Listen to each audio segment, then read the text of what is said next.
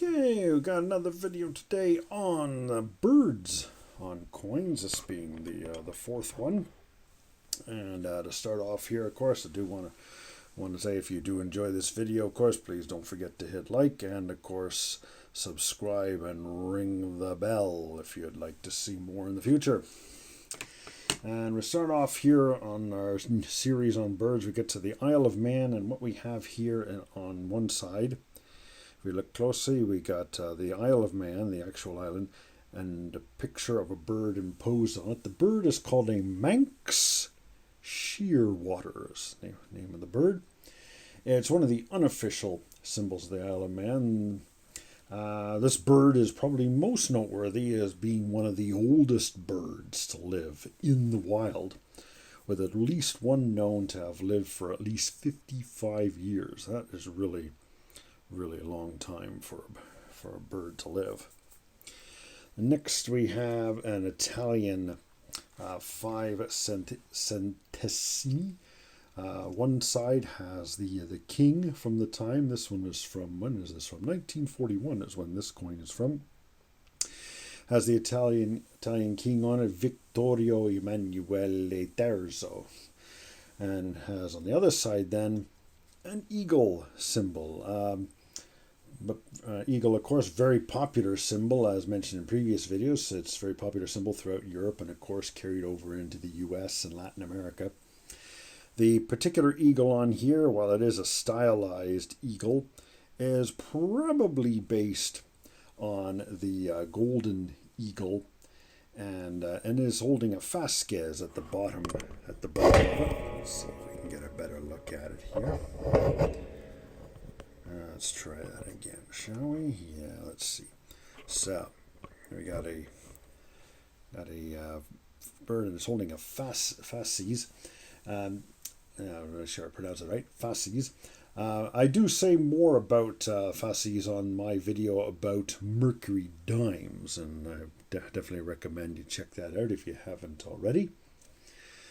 And now the big part of this video then is having to do with Japanese coins, since Japanese is now my new home country. And we'll start off with a Japanese 1 sen coin. 1 sen is 1/100th of a yen. Japan used to have a minor monetary unit called the sen. And it's, in this case, the 1 sen coin from 1938. It has a crow on it. Japanese do not use people on their coins at all. They don't like to use images of people, but they do like to have used birds. And this one has a crow with a cloud background in the center of the coin. Crows are recognized as a bird of having high intelligence, and crows also appear in some stories in ancient Japanese mythology, so that's why the crows are shown on the coin. Now, next, though, is the same coin, this 2 years later, but same picture, but the coin has shrunk, and it is now aluminum. And so this is 1940, and you can probably guess why this is the case.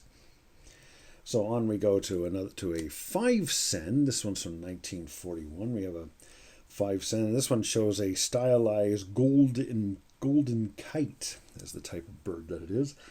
This bird is a symbol of the Japanese military. 1945, though, the 5 sen has replaced the golden kite with a peace dove, as you can see here. And on to next we have a 50 sen.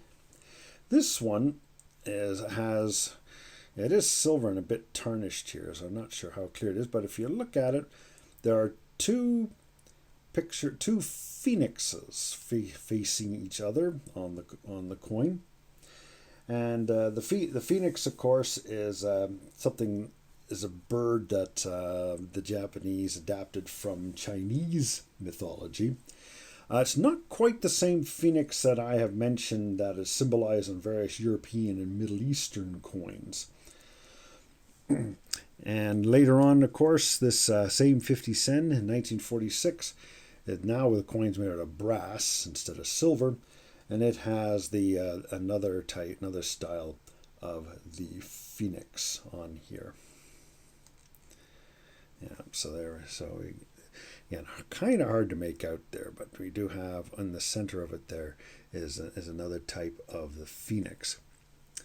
And we continue on here, the 5 yen coin. One side has the Parliament buildings, and the other side has a fantail pigeon in the center. Another type of peace dove in a way. I'm assuming it's an all-white fantail pigeon in the center. This was the 5 yen coin, and later, of course, it was replaced with the version that has the hole in the center. And then we have another phoenix. This is on the 100 yen coin. Again, very similar to the one that you see on the silver 50 sen. And then we have here, this is a commemorative 500 yen coin. Commemorates the wedding of Crown Prince Naruhito. He is now actually Emperor Reiwa. And at a wedding, one of the things that is often shown at a wedding is an image of a crane. In this case, this is the what is known as a red-faced crane. The red-faced crane is believed to live for 1,000 years. It doesn't, trust me. But today it is a symbol for long and healthy life, and of course makes sense that it would be displayed at Japanese weddings. And the emperor's wedding is no exception. So as you look here, we see 2 cranes flying over a field by the looks of it. And the crane also was an important bird in one of Japan's neighbors, Korea. This is a 500 won coin from Korea. It too has a picture of the same crane. This is not a commemorative though. This is the regular circulating 500 won coin with the same crane, the red-faced crane, on the reverse.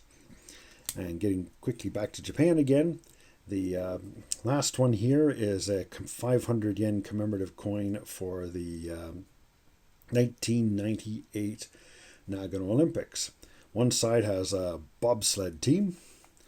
The other side, upside down again, the other side has, at the bottom right of the coin, has a rock ptarmigan. This bird is found all over the northern part of the world. It's found in northern Europe, northern Asia, and much of northern Canada as well. It is one of the symbols of Nagano, where the Olympics was held.